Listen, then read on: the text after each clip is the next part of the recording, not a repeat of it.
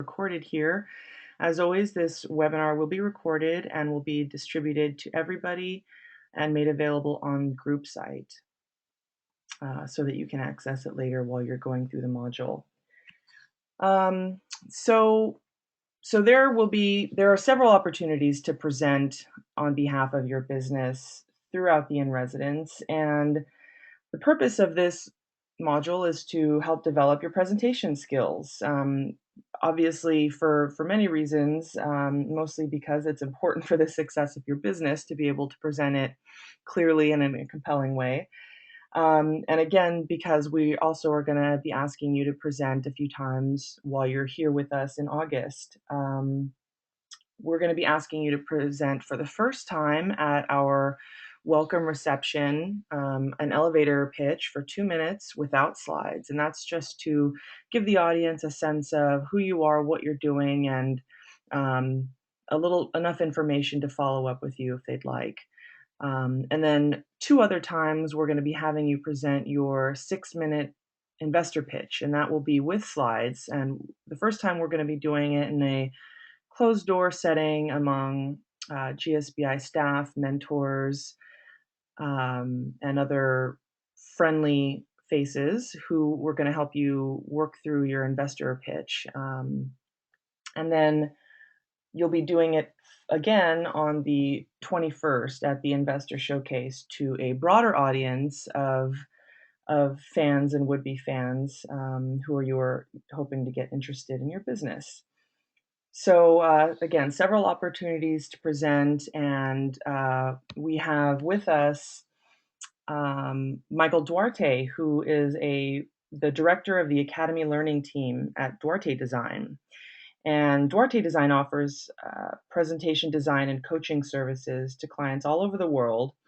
And they apply a proven methodology, which Michael will share with you. And they do that through their agency and their academy. And he heads up the academy. And Michael's been with Duarte Design for 20 years now, having been an artist, a project manager, a multimedia producer. He's currently the director of the Duarte Academy Learning Team, and he's offering his expertise in presentation best practices to the entrepreneur in our accelerator program. And we're very appreciative of that. He's done this now with us for several years, and it's been an extremely valuable resource for our entrepreneurs.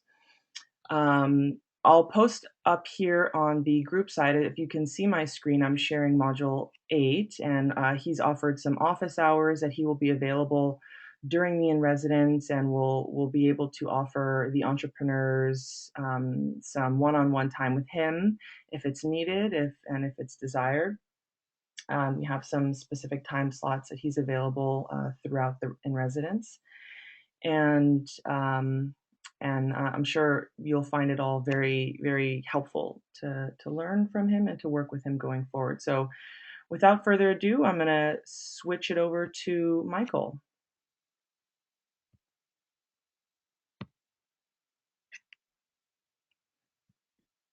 Great. Well, thank you, Cassandra. Let me just show my screen here.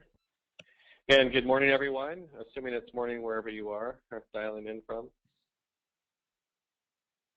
And as Cassandra mentioned, yes, I do work with Duarte Design, and we are a company that helps people with their presentation. And I have kind of done a lot of different things around presentations over the years. But what I do now is essentially what we're going to do today, which is start to work through a process, some methodology, if you would, that helps us to become a better communicator, whether it's through the use of a presentation with slides, like we'll talk about today, or even whether it's just a conversation you have. And the great thing for you in terms of practicing with all of this is you do have 2 great opportunities when you come on site in residence, where you're going to be able to share a short 2-minute elevator pitch without slides, and then that longer, I believe a 6-minute long sort of investor showcase pitch. And so a lot of what I want to talk about today has to do with some of the problems that we see within presentations in general, but then also some things that we can be doing as individuals and as groups to become better communicators and to apply that methodology. And I've actually spent a little bit of time just filtering this from the perspective of, well, what have you been asked to create? in that, especially in that 6-minute pitch. But also, what are some of the challenges that I have seen over the years working with both GSBI and other groups like PopTech and California College of the Arts and other places where we go in and we realize that people just tend to have problems with presentations. So for myself, one of the aspects about how I like to go through these sessions is I have a hard time just doing this and it being a one-way conversation. So I do like to elicit feedback throughout the time. And so hopefully you'll be able to join in on all that. And we just use the chat area to be able to enable that. So if you have responses to some of the ideas that I'll be sharing where when I open it up for conversation, please use the chat area to just provide some feedback. And there'll be a few times when we're going to be able to work as a group in terms of how do we consider some of our audiences. So again, this will be we call this visual story, but it's really driven by the fact that presentations are broken. And we all have likely been through bad presentations. We've had opportunities to make better presentations, but and we hear things like death by PowerPoint and you know, these kind of crazy eye chart slides that people go to the point of saying, I know you can't read this, but, and what they're really doing is creating bad presentations. In fact, there's quite a few of them. What we see from some of the stats and information that we can look up is about 30 million presentations happen every single day. And as I think about those presentations, wow, that's a staggering amount of presentations. In fact, they even take it one step further and say it's about $250 million lost in productivity time just because of these ineffective presentations.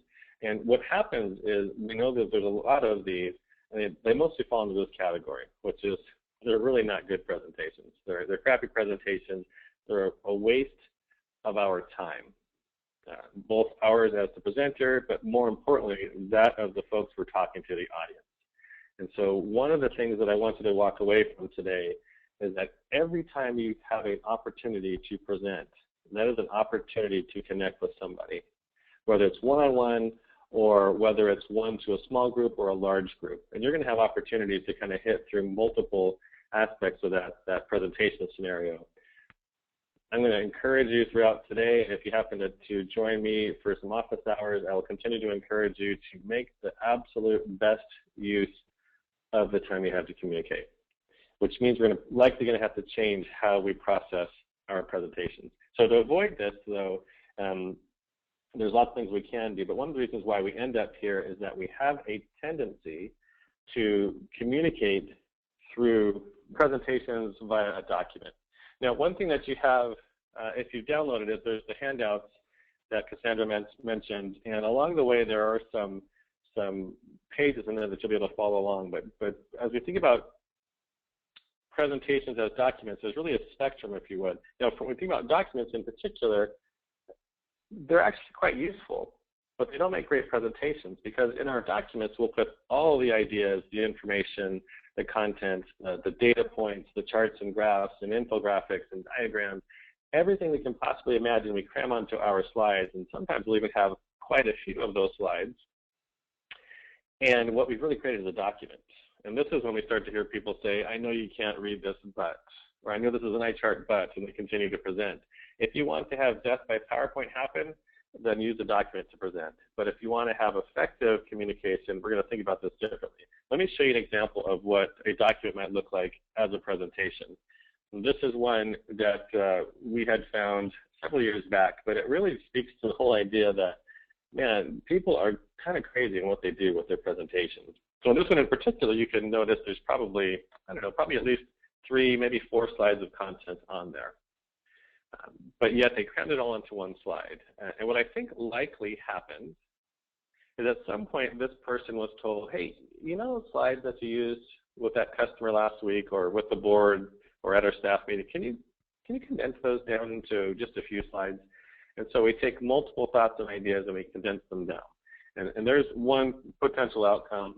Another one, which you might be thinking about as you start to build your 6-minute presentation, is, wow, I only have a few minutes. I'll just put everything on the slide so that if I don't talk to it, at least they'll have seen it. And I want you to think very differently about that particular thought process. because what happens is we don't see anything. We start focusing on one idea. Anything you mentioned is lost to us because we're starting to try to figure out your chaotic slide. So we need to move away from this when we think about presentations. As we go down the spectrum a bit further, we get to what we would call teleprompter style presentations.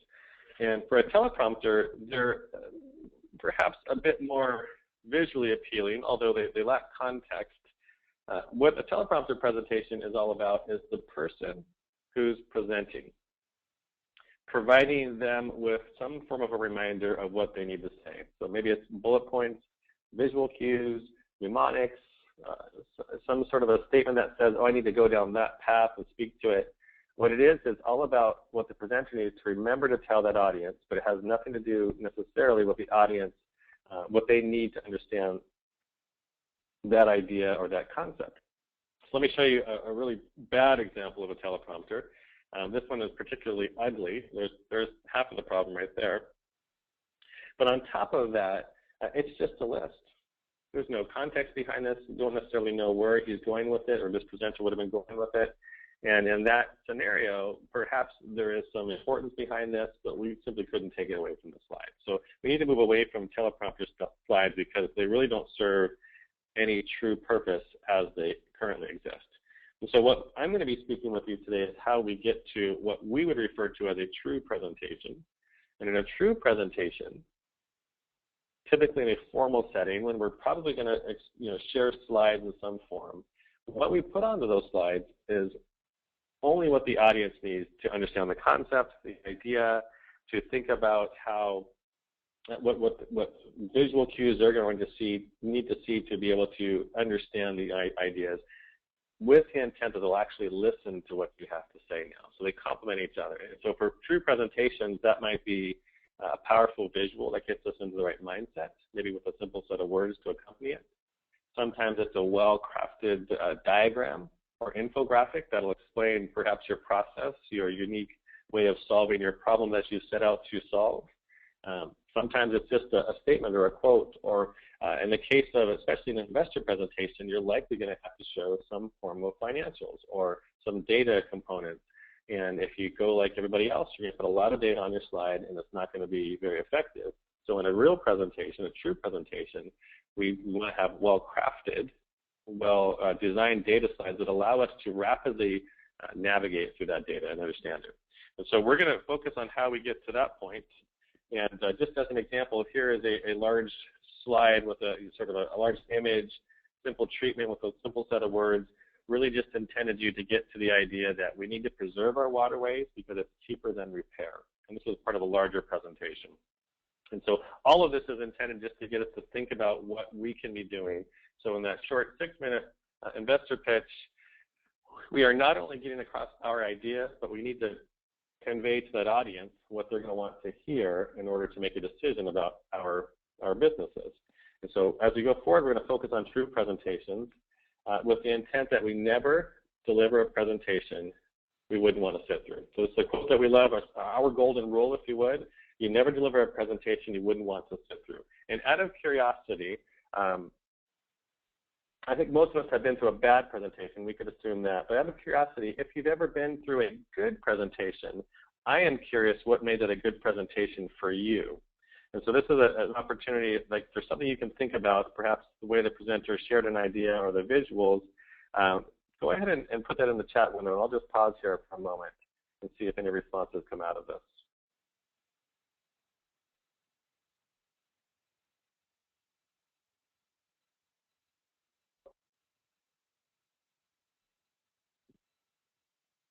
I know, here's the time when people are thinking, wait, did he ask me a question? It's kind of early in the morning, and of course, nobody's chatting, but that's fine. So perhaps if you have any thoughts around this, go ahead and type them in there. I absolutely would love to hear. So good presentations have sort of make you feel an emotion and act on something afterwards. Absolutely.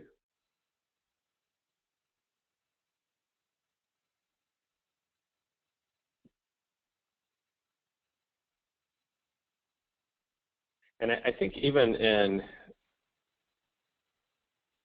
so even like a dynamic speaker, so humor, getting us to laugh information that was maybe new or shocking to you, something you didn't know before.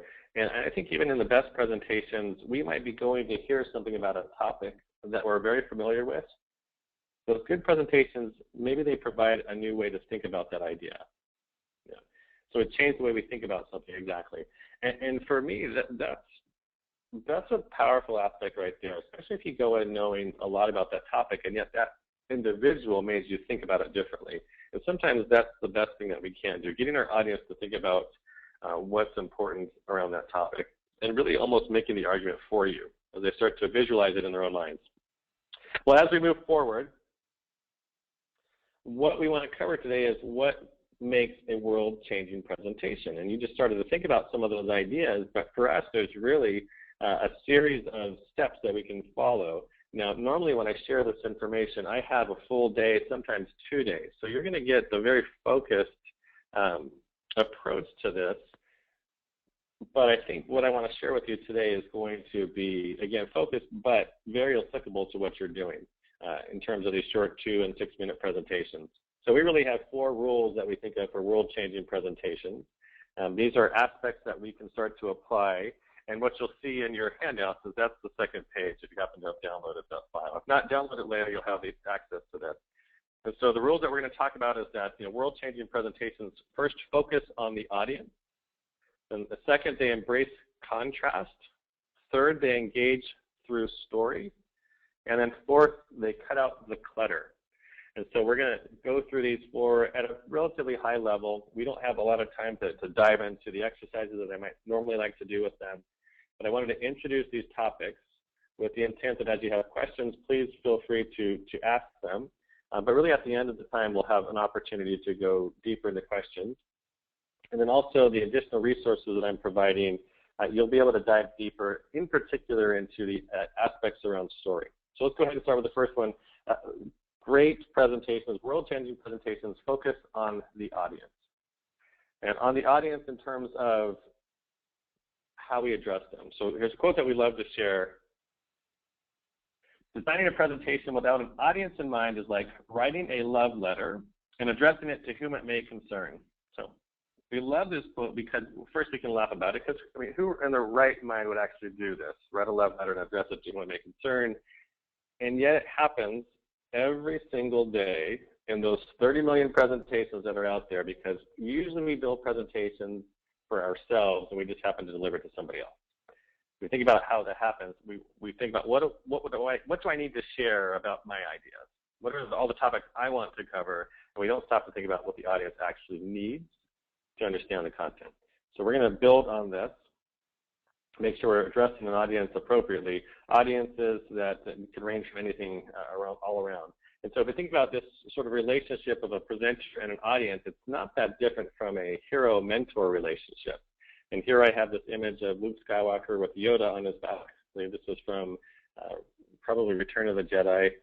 That's the movie that's right in my head.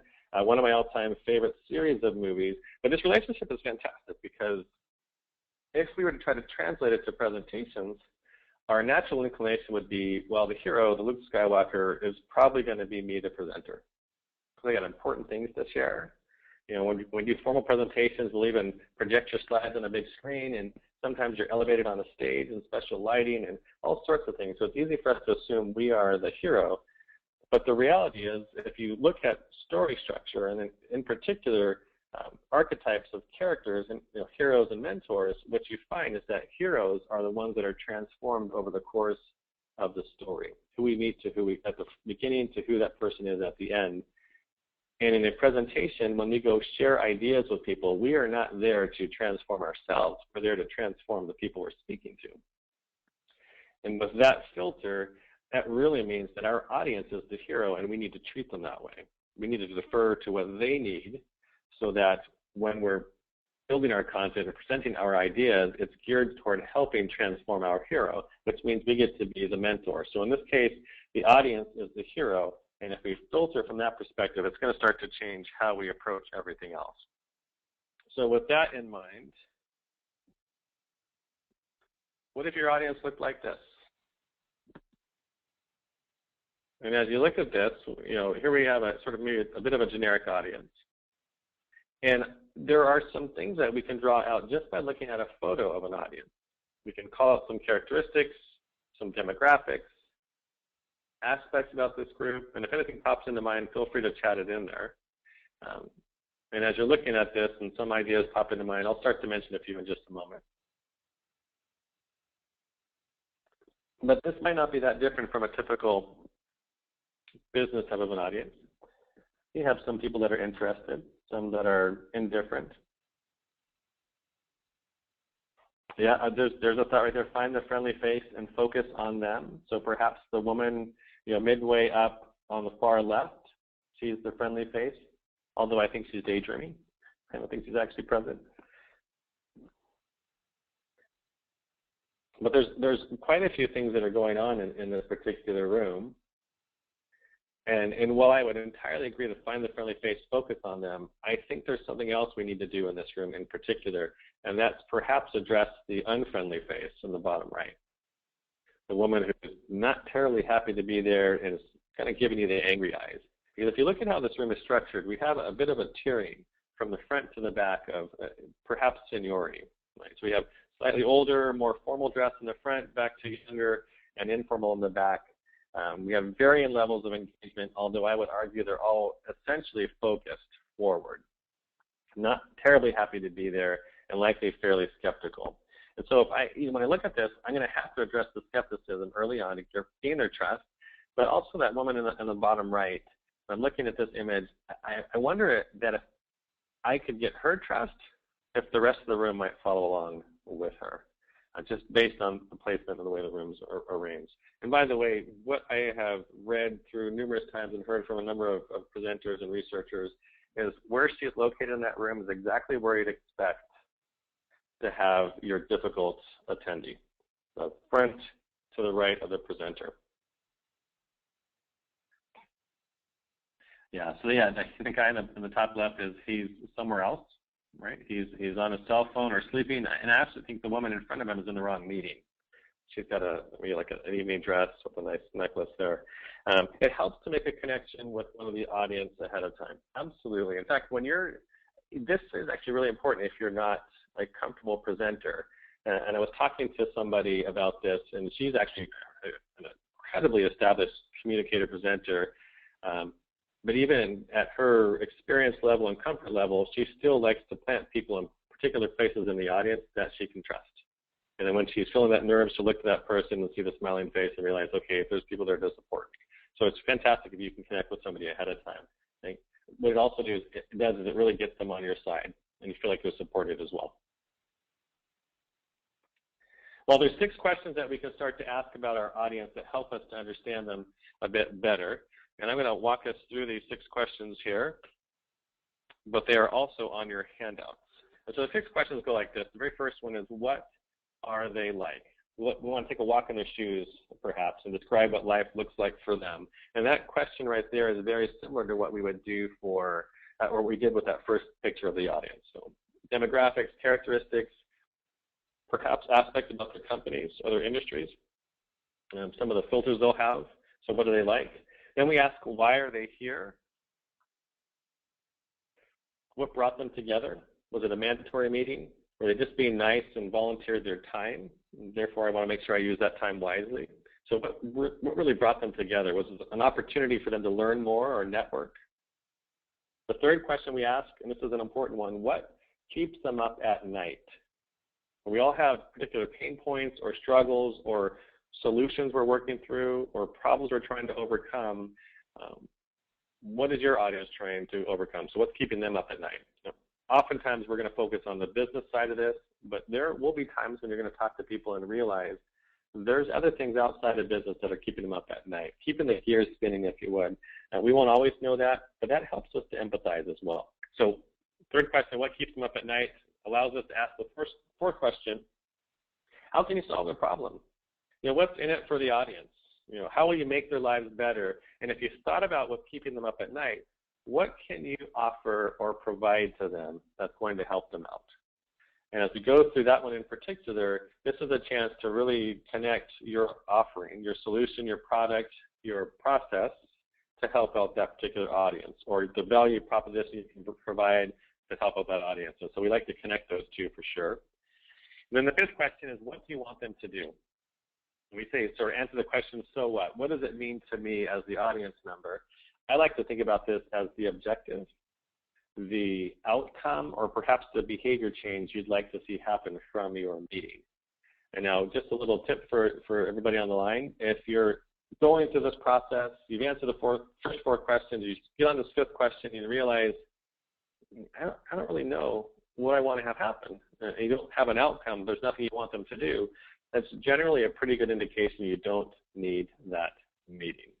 Maybe there's a better way to communicate those ideas through an email or, I don't know, a phone call that you just quickly convey those thoughts, but perhaps you don't need the formal meeting. And then finally, the last question, how might they resist? So number 6, how might they resist? What's going to keep them from adopting your idea? Sometimes it's as simple as, hey, we've tried this before, we're not willing to try it again.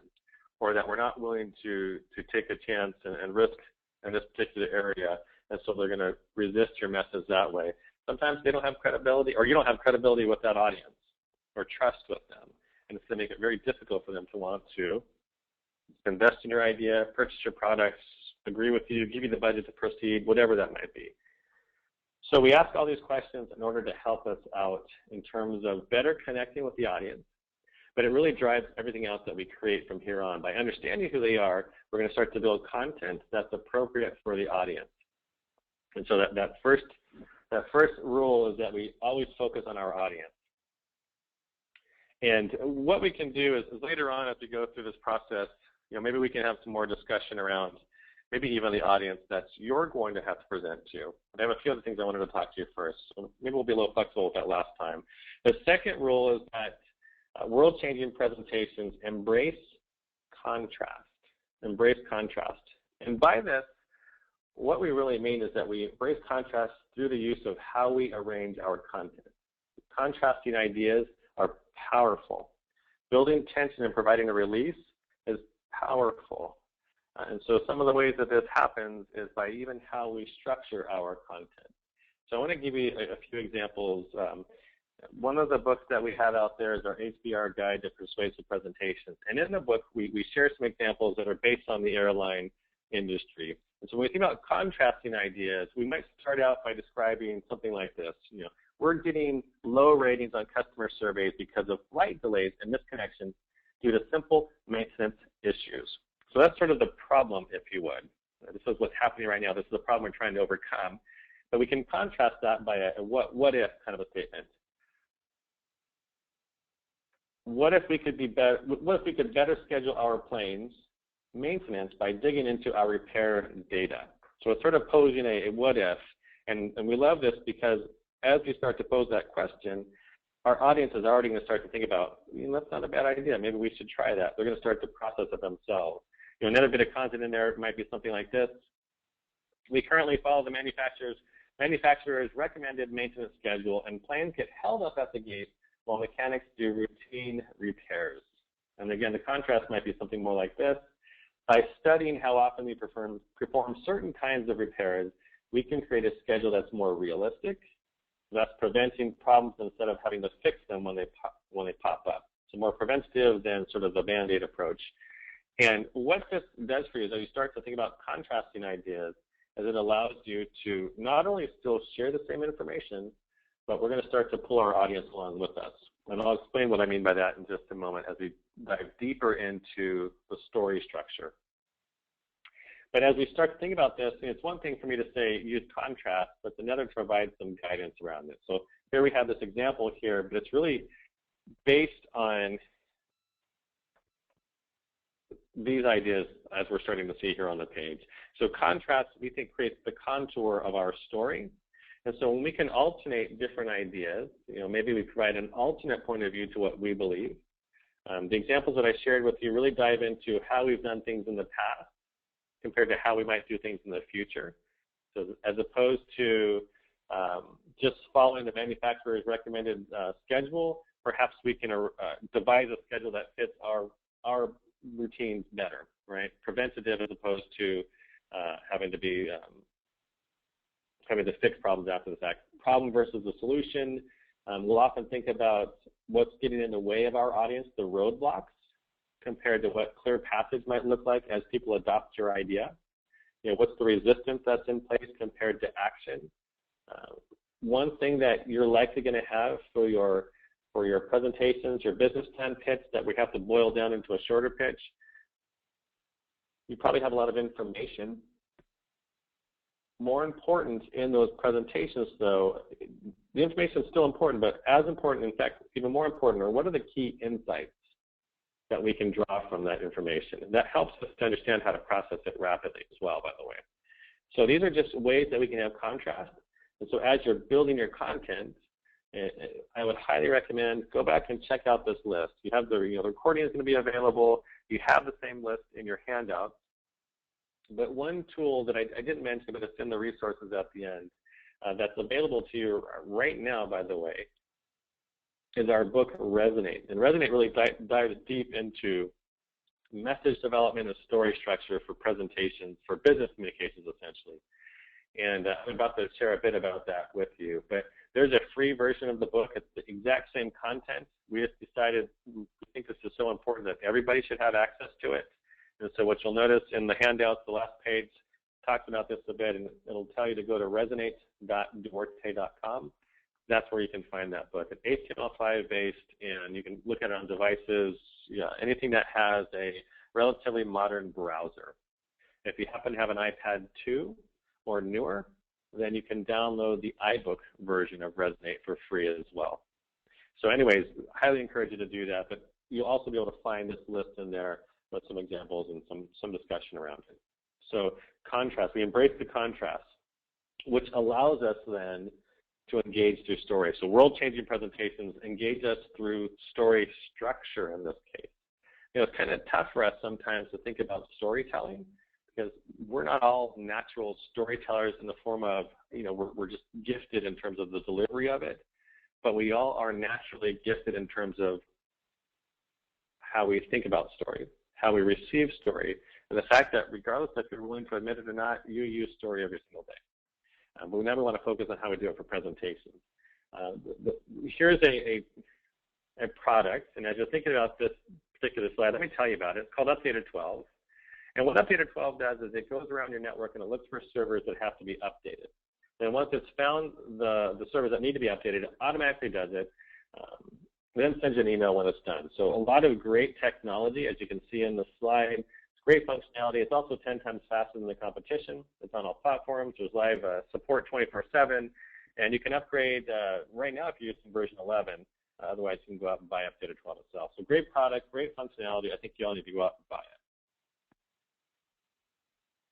Now, if you're like most audiences, you sat there and heard me speak, but you're probably focusing on that slide, wondering what the heck's going on there, and maybe not terribly engaged into that conversation.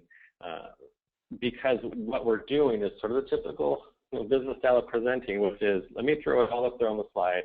I'll talk to it for a little bit, but even if I don't remember to say those ideas, you'll see it, and therefore, because you're smart, you'll be able to understand exactly what this is trying to say. But it rarely works that way.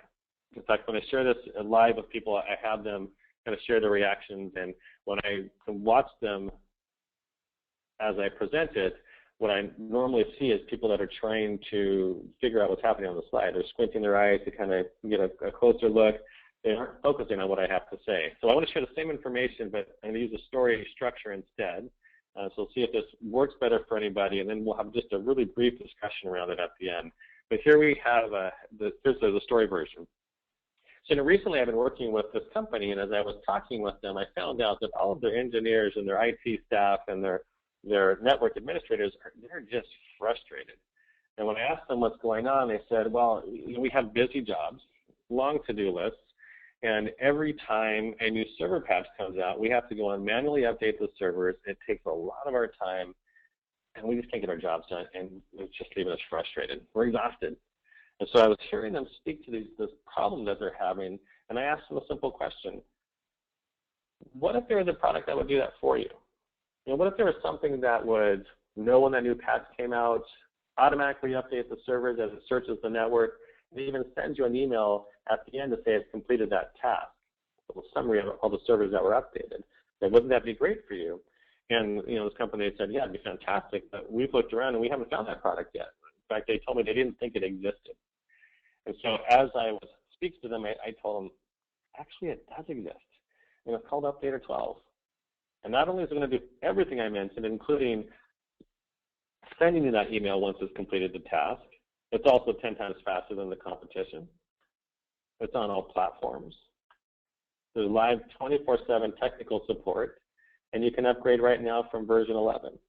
So I think you guys need to ditch your current solution or a lack of a solution.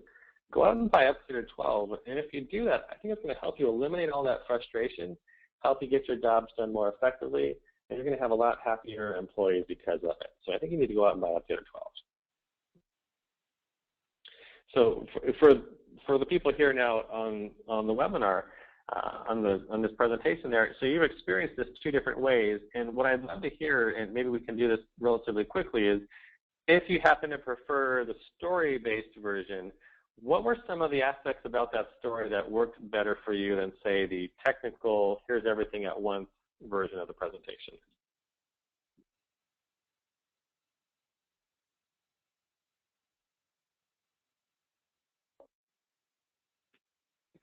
And I'll just give you a moment to think about that.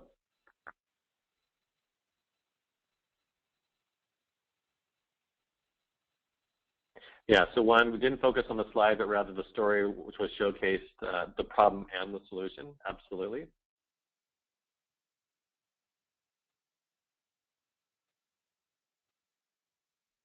Yeah, so there's empathy, interested in the problem, listen to the words rather than reading along. And in this case, part of the reason that was happening is that the slides themselves were simply supporting what I was sharing. I wasn't trying to use the presentation, the slides that you saw, as the entire message. And for that live in-person presentation, that's going to be far more effective than if you try to put everything up on the slide. That's a really good place to start. So yeah, the eye is kind of guided of where to look. And it's why we did just a bit of information at a time. In fact, when you get to the slide that we're looking at right now, you see the box first, and then it's 10 times faster. That's the first click. The next click, compatible. The next one, technical support, etc. And it just helps us walk through it. So when I'm the audience member, I see the new bit of information. I can read it rapidly and then listen to what's important about that bit of information. And it's just one way that we start to keep our audience not only engaged, but at a point where they're more willing and more able to follow along with us. So one of the things that we do is we first start by using the big idea to set our meeting objectives. And by doing this, this really establishes what we're trying to accomplish. And then the content we build on top of it through contrast will support that. Here's another question. Let me address this really quick. So I wonder if I got some. Yeah, so maybe in the story version, we might have missed some important information. Although realistically, what I provided you were the exact same ideas, same information that I verbally shared was in there. And what you're getting to, Barbara, I think is really the idea that perhaps for that highly technical audience or that system administrator audience, they might want to see that technical slide.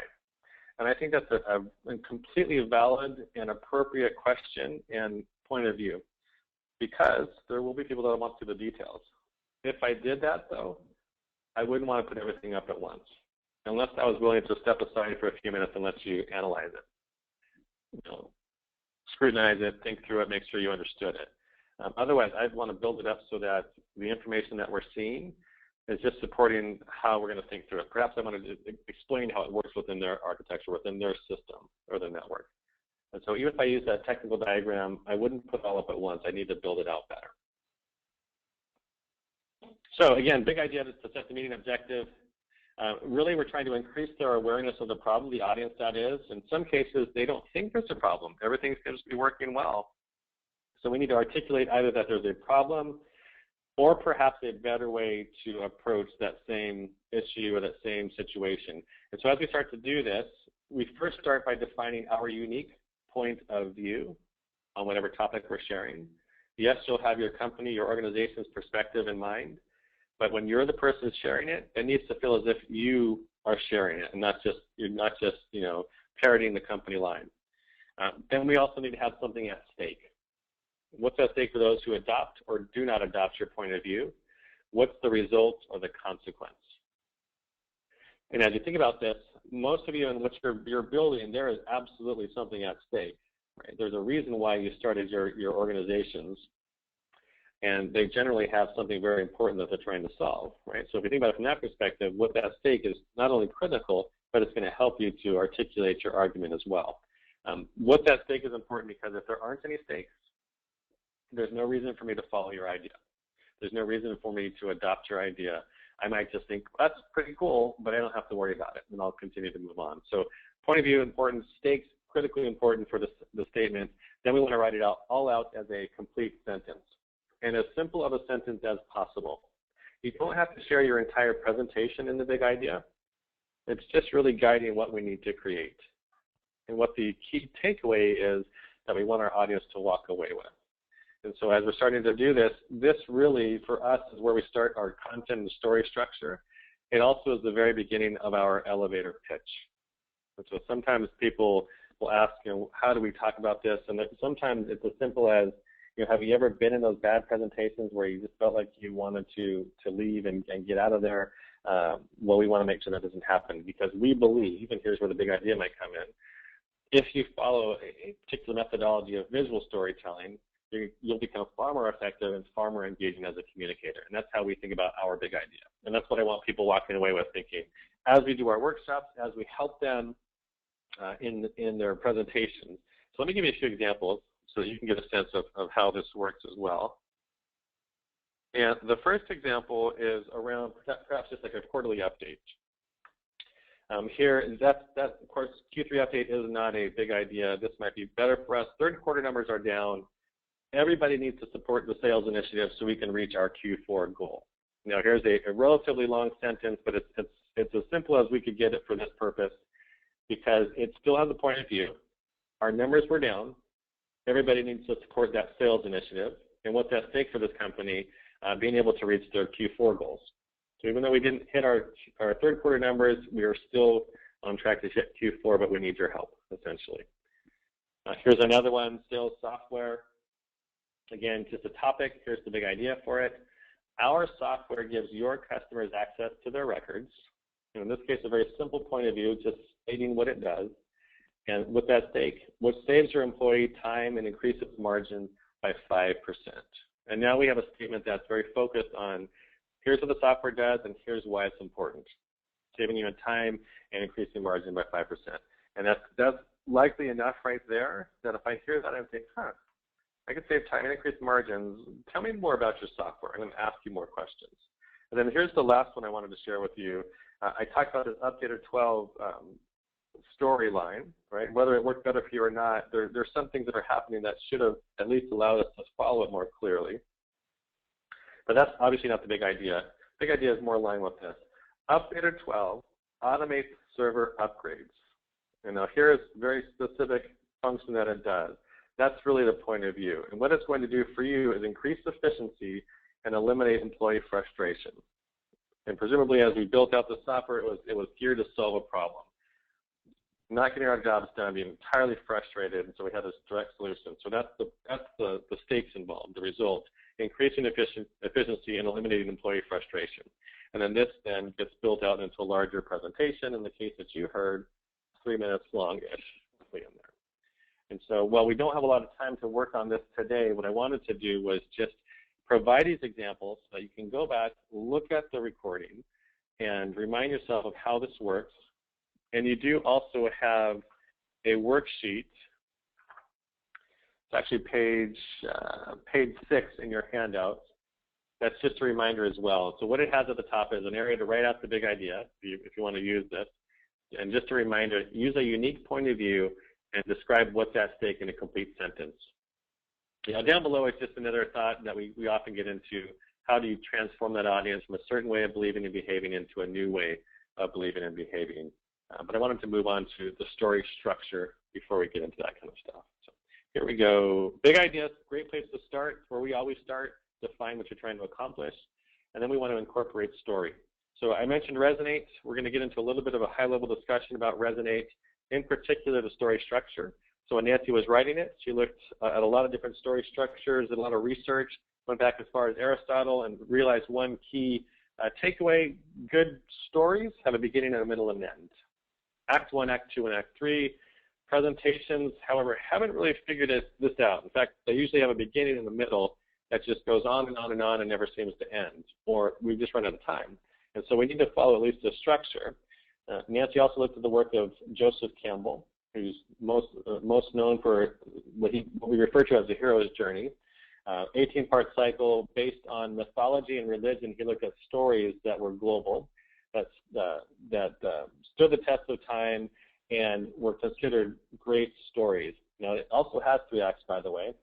Early on, we're introduced to the hero, who then goes through some challenges, roadblocks, meets the mentor, gets some training, emerges back into his normal world, transforms so he can go slay the dragon. You have seen this structure played out over and over again in the best novels you've read, those great stories, but also in cinema and movies. I mentioned Star Wars earlier. It follows this very, very well. So it's something we're very familiar with, and it was also influential on to what I'm about to share with you. Now, the other influential piece was the work of Gustav Freytag, in particular because he looked at the structure of a drama or story as being a pyramid in the shape that you're seeing here on the screen. And this drew our attention because as designers, we like visuals. We like to see something. And this got us thinking, is there a shape for a good presentation, a structure that we can articulate?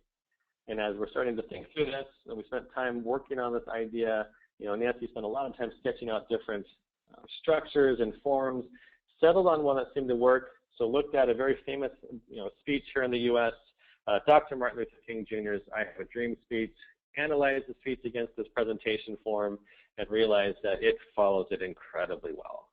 And so here we have a speech that didn't have slides, and yet it was still effective. And so we want to look at something that actually did have slides and was still effective. So she looked at Steve Jobs' iPhone launch back from 2007. So in both cases, they follow the structure incredibly well. You might even argue perfectly, even though they didn't realize they were doing it. So this is what that structure looks like. It's just a series of lines with some alternating amplitude, I suppose, there. And what's important about it is something I'm going to mention in just a moment, but it builds on contrast. Now, there are still 3 acts. We have a beginning and a middle and an end. And how we draw the people into the discussion, how we continue it, follows this form. But I want to talk about is what these lines mean. So down at the bottom, we describe what is. That's the problem or the past or the obstacles that are on our way, the roadblocks, if you would, all the information that we had to sift through. And what could be then becomes the solution, the future, the clear passage, the insights to our information, all of the alternate contrasts, if you would. The bigger we can make that gap, the more compelling it becomes for our audience. These sort of tension and release points throughout, those are the items that help us to move forward. Now, as we go through our presentation, we just go back and forth. Build tension, release that tension, build tension, release the tension, all with the intent of getting to a point where at the end of our talks, for a good presentation at least, we need to have a call to action. So once I've taken you through all this, we've built up attention to the problem, giving you the solution for the what could be, build up more tension by describing the obstacles or the roadblocks. What could be then becomes the sort of the clear passage, if you would, or where we're going into the future. All of that geared toward providing a call to action. Here's what I'd like you to go do with this now. But then great presentations have what we call, or we describe the new bliss, or the new norm, if you would. And really what that means for us and for you is that once I've taken you through this journey in those 6 minutes, right, and I've given you this call to action, when that's appropriate to have that in your presentation, I need to tell you why you're going to want to do that. What's in it for you? What are the benefits to you as an audience? And so in that statement that I shared with you earlier about our own big idea, there's the beginnings of that new bliss, which is simply stating that if you follow these principles, right, you'll find this becomes far more effective and far more engaging as a presenter. And as I go further into the new bliss, which has tremendous implications on not only the success of your companies, but your own leadership development. Because the ability to communicate an idea is powerful. The ability to communicate an idea effectively helps you to get your audience perhaps your organization in line and moving forward. And so that's why we talk to these ideas, is to help people to communicate for a purpose. So this is the structure. You've already seen it in play throughout what we've talked about today. Each little module essentially follows the structure, but even in that story I shared with you, the Update 12 story, this is essentially what you saw. So it was 3 slides, walk through it with the builds, and it was maybe perhaps like a bit more. But there was a reason why I shared ideas the way I did. As I analyzed this exact presentation, we start out with what is company frustrated at work because of frequent server updates. Then I give an alternate perspective. But what if there was something that would do it for you? They said, hey, we looked around, but it doesn't exist, right? And I told them, actually, it does exist. It's called Updated 12. So back to what is, kind of move on from your current solution or what you're using right now or lack of a solution. Go out and buy Updated 12. There's their call to action. And then the final new bliss for them was, if you do that, you're going to eliminate the frustration and get your jobs done more effectively, more efficiently. And so even in a short 3-minute version of a talk, we can follow this presentation form. And if you want to remind yourself of this, it's there on page 5 in the handouts. But there's also another page at the end. It's the second to last page, page 9. And it's just a little mini structure that helps you to work with perhaps smaller sticky notes and start to think through how you might organize your content. And one of the ways that we do this is, as we think about the content, we'll decide, well, just more of a what is, and we'll put a little line across the bottom of our page of a sticky note. Or if it's more of what could be, perhaps it's the future, the solution, et cetera, we'll put a line across the top. And we do that just so we can arrange our sticky note components so we can see how we're following or not following the structure. So, feel free to use that because I think it will help you. If nothing else, just to have an opportunity to move things around. Now, one aspect about this that I'll just touch on a pretty high level is really gets into the 4th rule. I'm just going to jump out of this for a moment. I need to go to the right slide.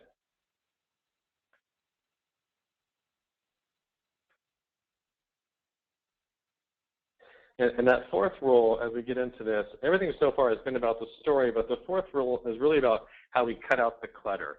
And for designers, the last thing we want to have is really cluttered, complicated designs for our presentations. But it's not just about designers, right? For our audience, it's actually far more effective if we can cut out the clutter, the obstacles for them to consume the information. One aspect about this, why it's important, is that there's been some recent research that we read. It was distributed, I think, in December of 2013, so it's about 7 months old now. But design-driven companies outperform the S&P 500 by 228%. And what this study looked at was, well, if you look at the S&P 500 as an index, and we made an investment and just follow the progress of that, you'll get X% growth. But if we were to pick particular companies that have a design mentality or a systemic value of design, and not just how their products looked, but even how they developed solutions, how they innovated, how they built strategies, they'd outperform the S&P 500 by 228%. So what this chart is saying is that $10,000 investment in June of 2003 would have resulted in a $17,522 payoff at the end. So you get a bit of a payoff there, but you get $39,922 by investing into that design index. And so there's this 228% increase in performance, in part because of this perceived value of design.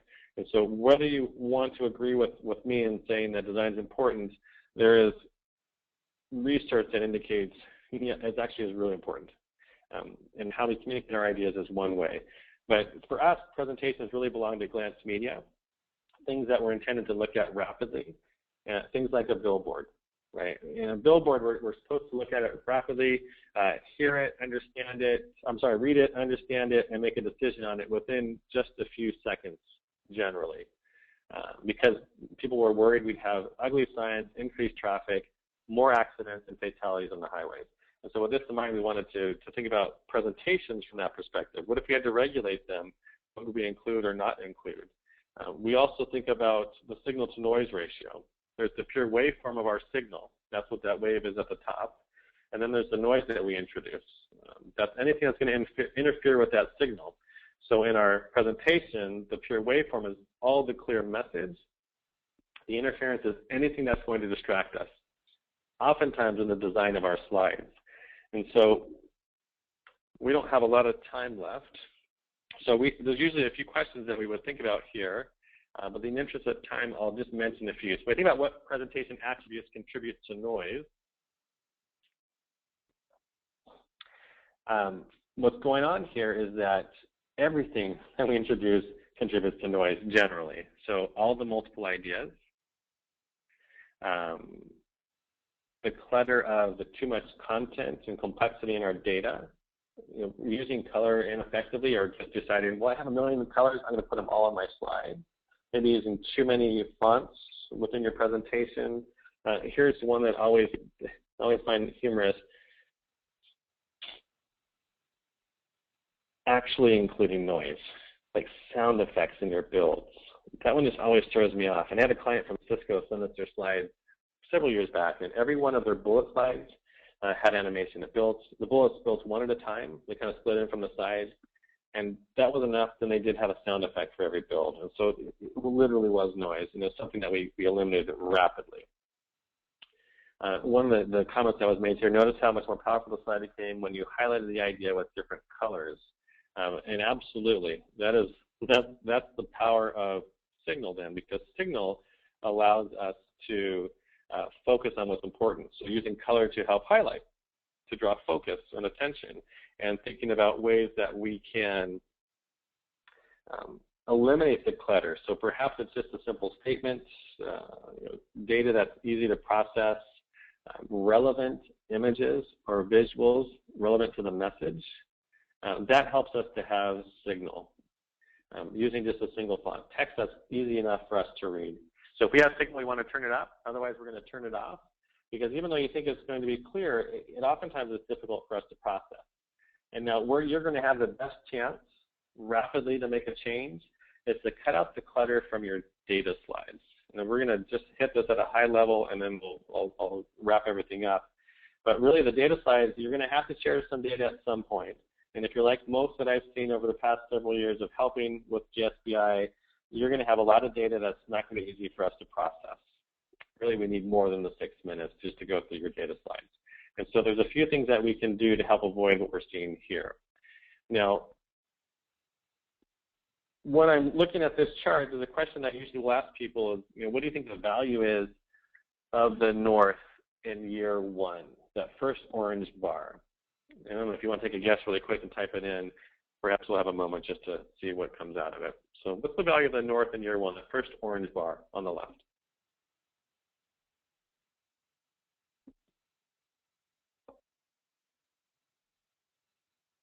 Yeah, so there's a guess for 19.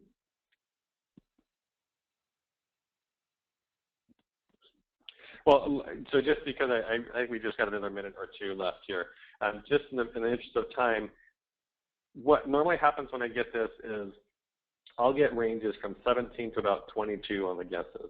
And there's a simple reason why. Yes, we have 17 right there from Gregory, 19 earlier. It's not easy for us to process for a very simple reason. This chart happens to be 3D. And not only that, so it has this perspective of this 3D perspective, it's also offset. We didn't go out of our way to make this happen when we created this slide. We simply used a default style in PowerPoint. And in doing so, it made it incredibly difficult.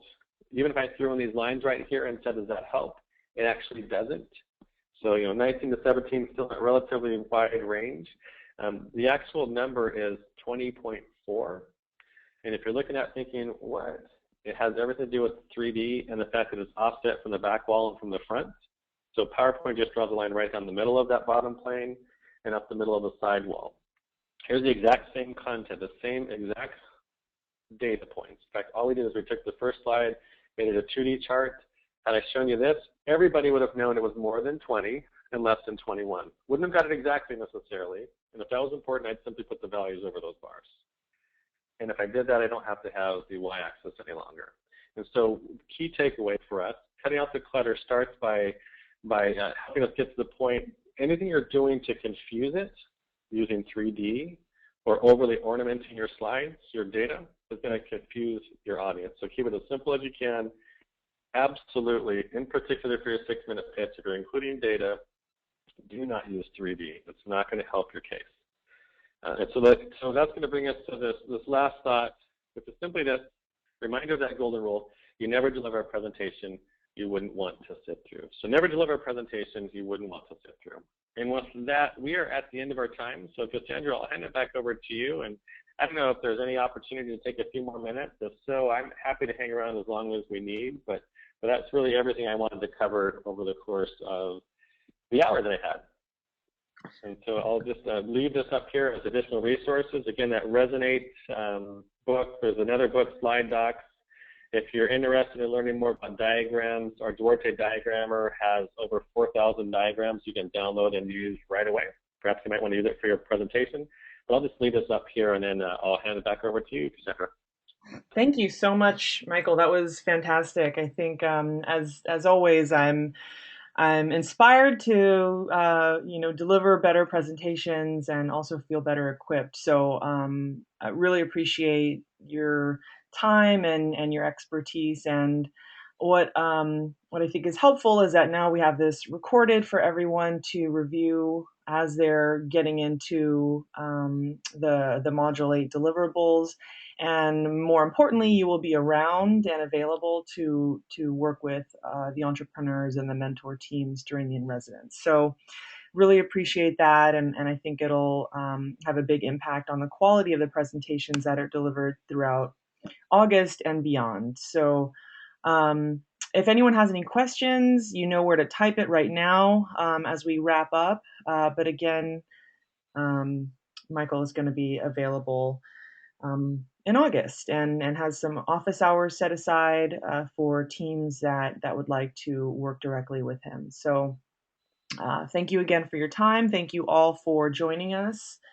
And as Michael mentioned, we've got some handouts available on the group site, and he's also got a bunch of extra resources. The slides he mentioned are really great if you or someone on your team does a lot of work building PowerPoints and trying to simplify some of these built-in charts that aren't always easy to work with. He's got just hundreds of slides grouped by different categories of the way you want to present the information, and it's really helpful sometimes as you're trying to build more effective PowerPoints. So with that, thank you all very much for joining us. We'll wrap it up, and I'm always available for any questions and follow-up, and I'll be sending this out to all the teams shortly.